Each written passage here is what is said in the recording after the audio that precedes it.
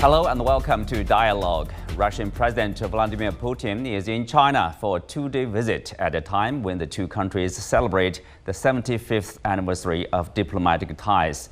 In their talks, Chinese President Xi Jinping said the two countries were furthering their relationship as good neighbors, good friends, and good partners. Where do China-Russia relations stand in today's complex and ever-changing world? What role does the relationship play in global stability and the development of a multipolar world? Join us for our discussion today, live from Beijing. I'm Xu Jinduo.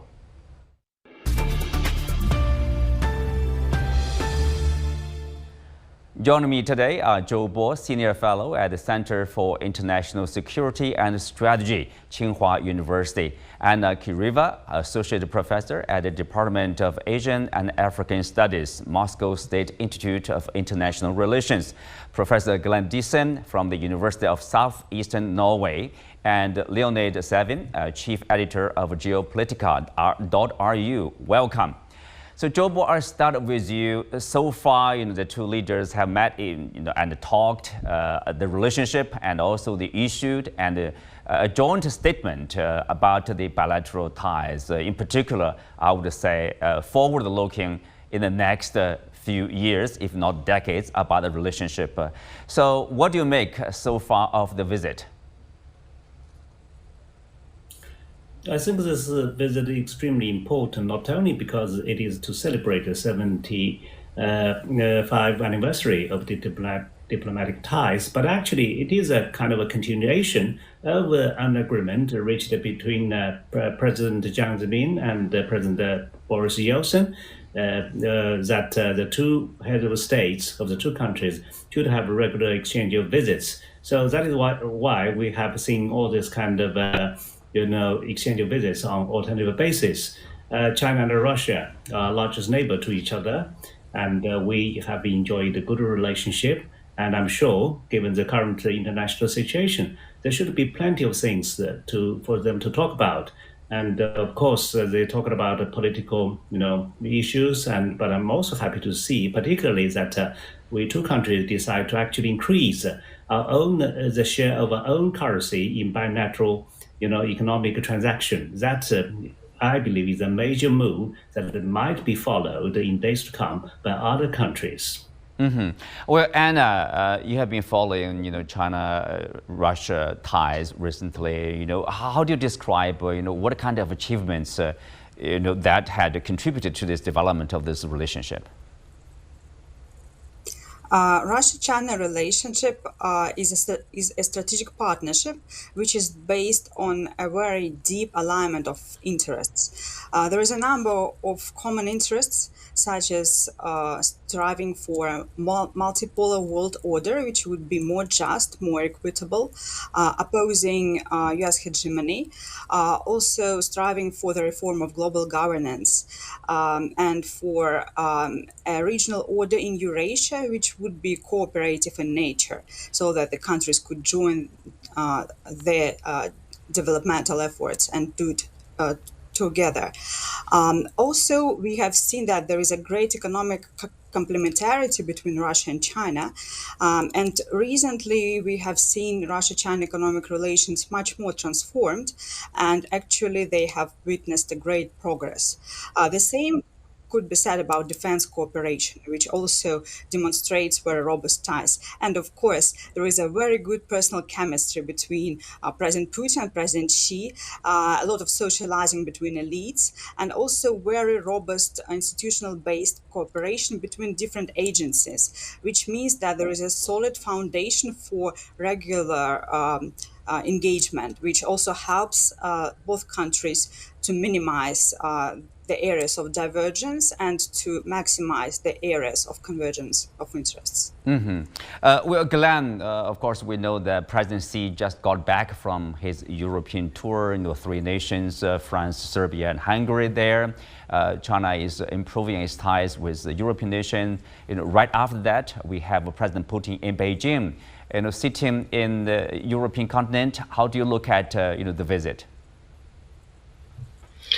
Well, I think it's part of really putting forward the restructuring of the international economic system, because there's two things which has happened all at the same time over the past decade.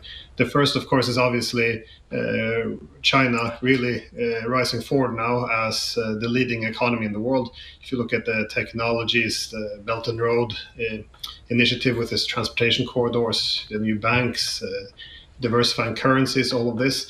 But this huge rise of China to become the leading economy is happening at the same time as Russia has made a huge shift in its whole history. That is, throughout Russian history, it's always looked towards the West for development, ever since Peter the Great 300 years ago.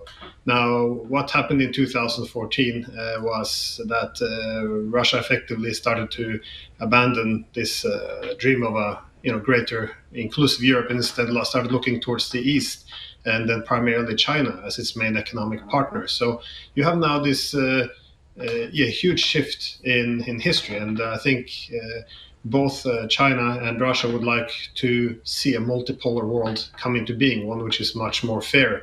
And this would have to have an economic foundation primarily, that is many centers of power, diversifying the economic connectivity across the technologies and corridors, banks, all across, and all the supply chains as well. So I think they both have an interest in diversifying this, and this is why this partnership is so important, because not only does it mean that the Russians and Chinese are working towards transitioning into a multipolar system, but they're also leading the way for many other countries. If you mentioned a few Europeans, but of course countries like India, Turkey, Saudi Arabia, they all want to diversify their economic connectivity. But I think at the core of this is really this Chinese-Russian partnership, which is driving this forward and effectively dismantling this hegemonic system which preceded it. Mm-hmm. Well, significant effects there. So, Leonid, if you listen to what the President Putin said in the interview with Tsinghua News Agency, right before his tour to China, he said China-Russia relationship had reached its highest level in history.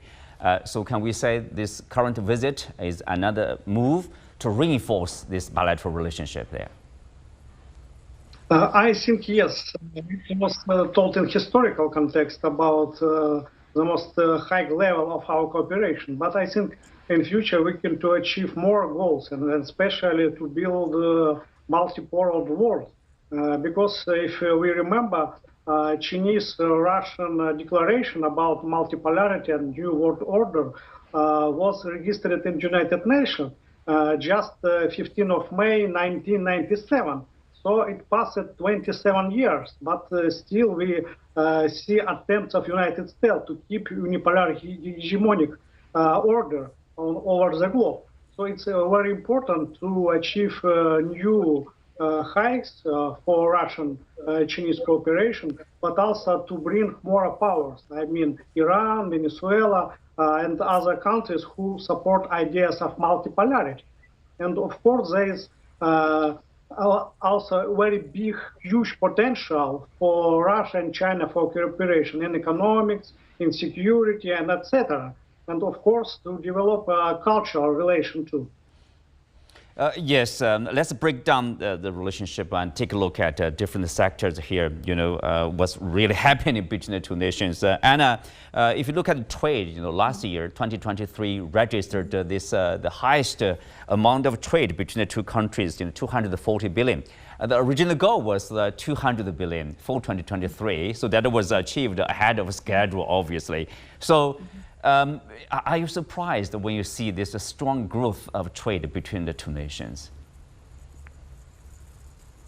Well, no, because actually the geopolitical shifts that Glenn spoke about are the core reasons why we have seen such a rapid increase in trade.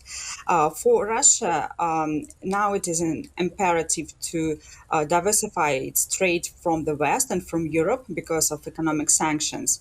So it has been diversifying the trade to friendlier states. And of course, from these friendlier states, decades, China, as the largest economy with a high demand for resources, is a natural partner for Russia.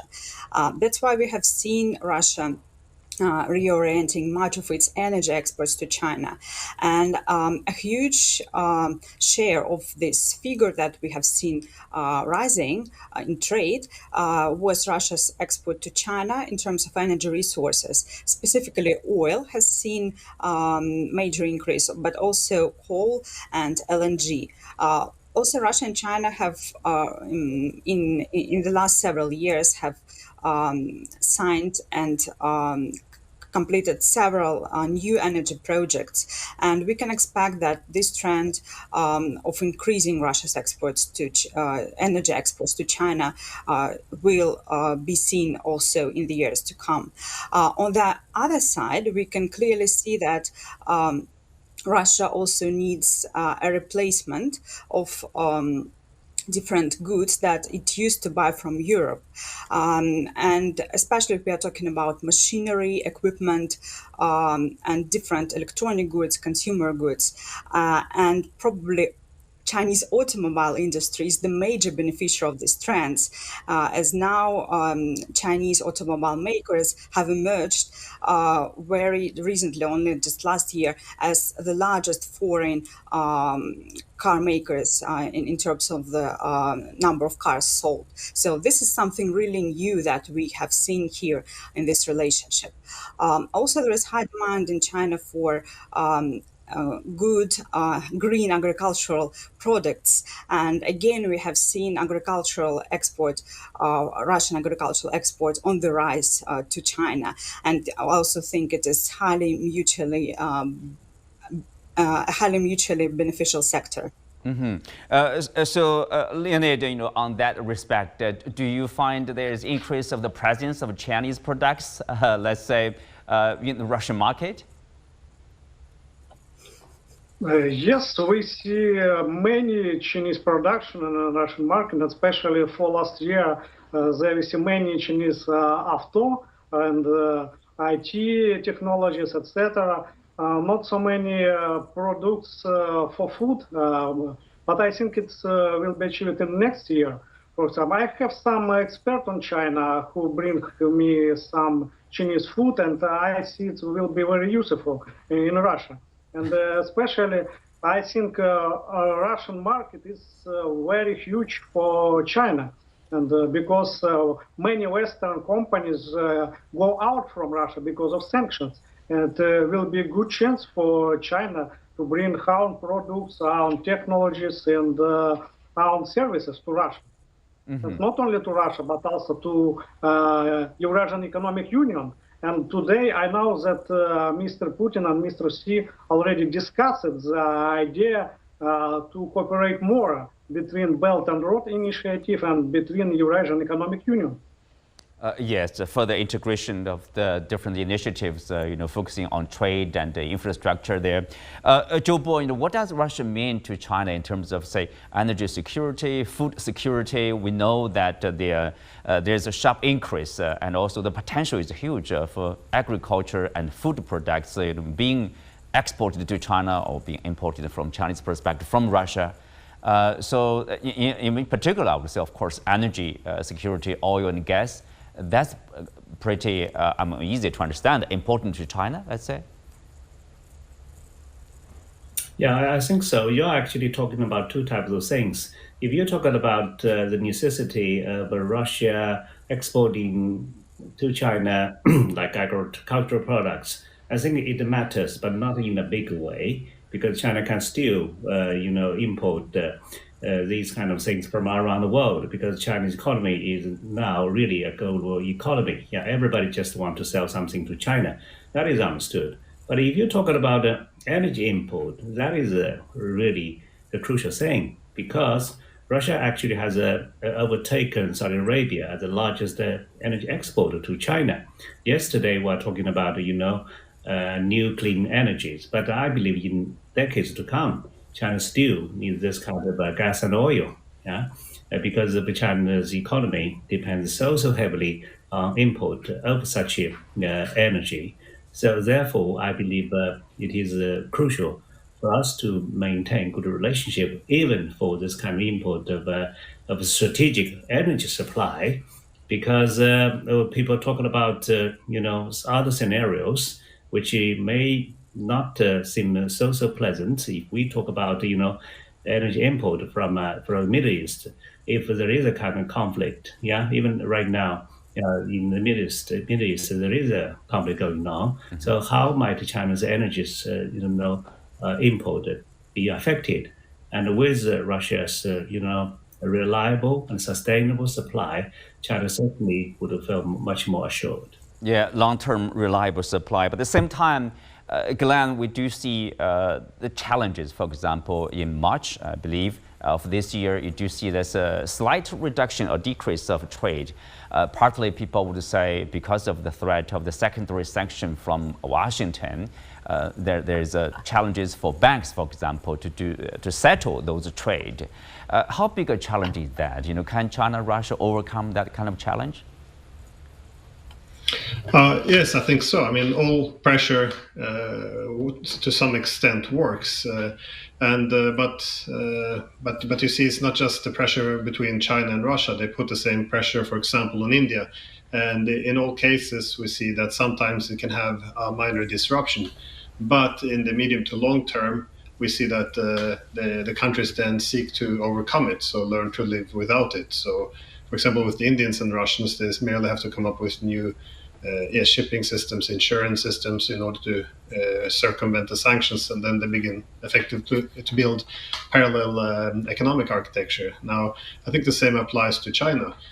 So the main way America tries to go after China to reduce its trade with Russia is obviously going after its banks. But I think even in this aspect, there's a huge push now towards reducing the role of the US dollar in their trade, stop using the US banks, their payment systems. So there's a lot of ways to begin in the medium to long term to reduce the relevance of this pressure. And I think in the long term, that's also in the interest of both Russia and China, because, well, the main idea would be no dollar, no empire. And if you look at the US dollar, when this was first introduced to be so dominant, it was it was the main creditor state in the world, the main trading partner. These days we see a huge unsustainable debt. All economic dependencies are weaponized, and beyond this, the US can even tax the world when it prints new money and devalues the reserves that countries already hold.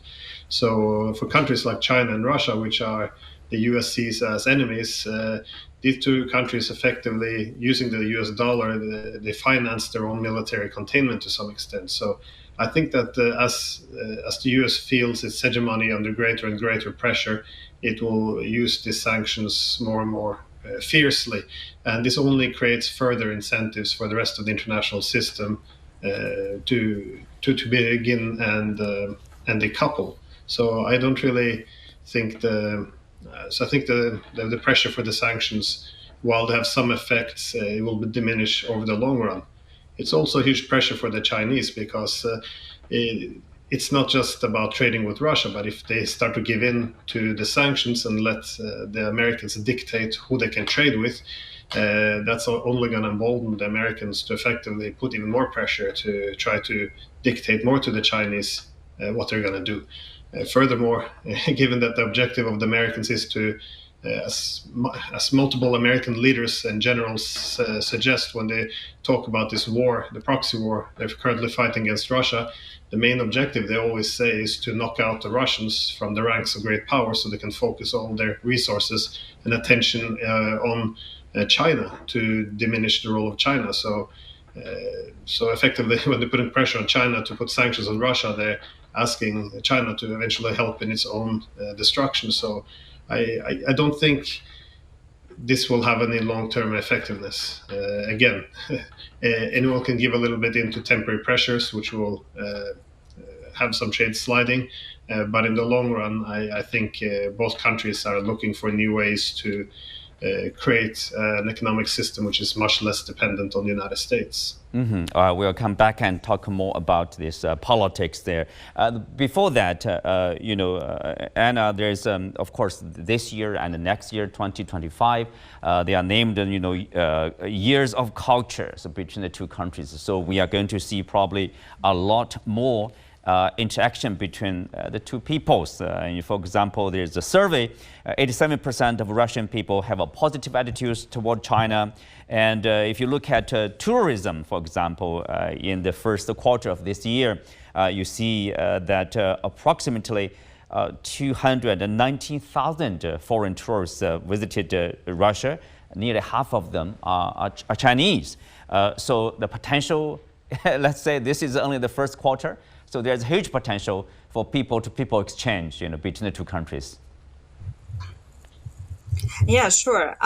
People-to-people exchange has also been very important to Russia-China relationship because they provide a solid social support for further cooperation. And that's why having more cultural contacts, having more sports contacts, also having more scientific and educational contacts is a very important task for Russia and China.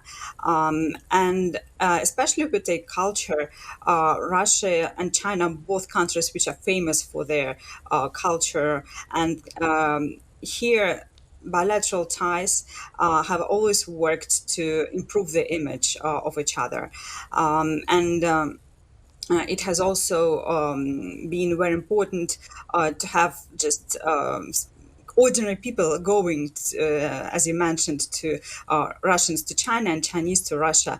And of course, tourism is another way to make the two countries closer. And we actually saw unprecedented figures before the pandemics. About 1.5 million of Chinese tourists visited Russia in 2019, which was a record ever. They also spent a lot, and according to Russian statistics, the tourist sector accounts for about 3.5% of Russian GDP, and there are plans to increase it to 5%. And here, the Chinese tourists who come in groups actually accounted for most of these 1.5 million people who visited Russia in 2019. So I think that what we should expect, first and foremost, is the restoration of this level. And the fact that we already have a visa-free agreement for tourist groups already in operation. All the restrictions have been lifted. Actually, it's bringing us to a bright future. But I think another area where there is work to be done is education exchanges, because this is something that we do have ties, but this is something that we definitely need to upgrade further. And it's very important now to have a lot of specialists who understand each other, not only, for example, in international relations, but especially in economics, also tourism, culture, and in other areas. And just not simply people who could translate, but people who have the professional knowledge and the command of the Russian language or the Chinese language. So this is something that we really need, because we need new specialists with professional knowledge, but also good understanding of each other. It seems that there is also a lot of work to be done on the level of business, so that business of the two countries could understand better how to, for example, Russian companies, how to do business in China and Chinese in Russia. Yeah, we can also say there's a huge potential to tap, let's say.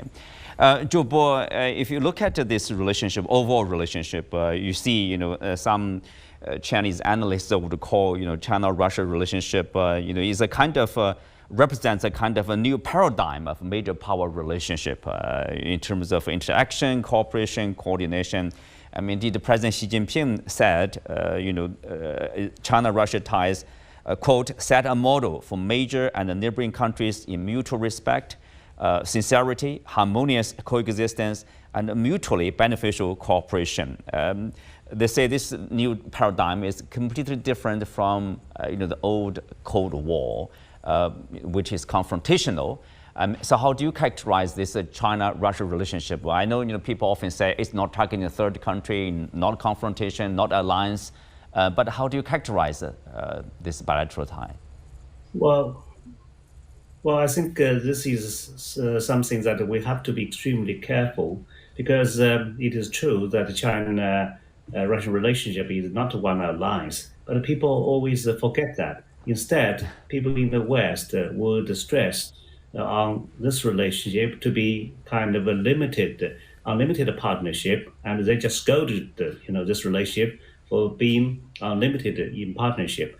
Actually, in my interview with Financial Times, I told them bluntly in this way: just imagine if I say I want to develop a good relationship with you, but hang on for a moment, this friendship has to be limited. What would you think? This would be very bizarre from the very beginning, right? Right. So this kind of expression is just an expression of goodwill. People always quote this, but people forgot almost deliberately that in the same statement, it is clearly mentioned that this kind of relationship is not one of alliance and is not directed against any third party. So I don't know why people would just describe this relationship like a finished chewing gum, right, on this relationship. So yes, you're right. Yeah, this definitely is a kind of a new relationship. It is not alliance. It's friendly and extremely important in that this is between two giants. Yeah, and other giants actually are somewhat worried. So this is the world we are living in. Mm-hmm. Well, Leonid, this year Russia is hosting country for the BRICS summit. Actually, the larger BRICS summit, with 5 new members. So, what do we expect in terms of integration? Bring the 5 countries, into this original group of BRICS. Yes, and because this year we have 2 new members in BRICS, so it will be important to develop relations with Ethiopia and with Egypt, and to discuss about newcomers for next year, because many countries interested to join BRICS because they see this entity like very good and working alternative to order proposed by Western powers. And I think that both Russia and China will be a good example how to cooperate inside BRICS club. And I am expecting that there will be a decision to develop and to install a new alternative international financial system, because we see that SWIFT controlled by Western power, and it's not for benefits of all actors in the world. So because of strategic thinking both of Russia and China, I think it will be very useful and very good for all countries and introduce a new financial system. And maybe on BRICS summit we will see some discussion on this process. Of this program. So Glenn, of course, do we see, we are seeing the rise of the global South, a global majority. We have 5 members already being included with the expansion of BRICS. Are we going to see more countries joining this group? Yeah, I think so, because many countries have grown very weary of the hegemonic system, because under this system there's only one center for technologies, one center for currencies, financial system. So it becomes excessive dependence on one side, and this is what we see when you hear from countries from India and Turkey. They would like to be able to diversify their economic partnerships, so they will have more autonomy over their foreign policy. And in this sense, we also see that BRICS represents something vastly different from in the past, which was just suggested. Because under hegemonic system, the world is always divided into dependent allies there, or adversaries. Well, with that, we come to the end of today's show. Many thanks to our guests. You can also find us on the CGTN app on YouTube. I'm Xu Qinduo. Thanks for being with us. See you next time.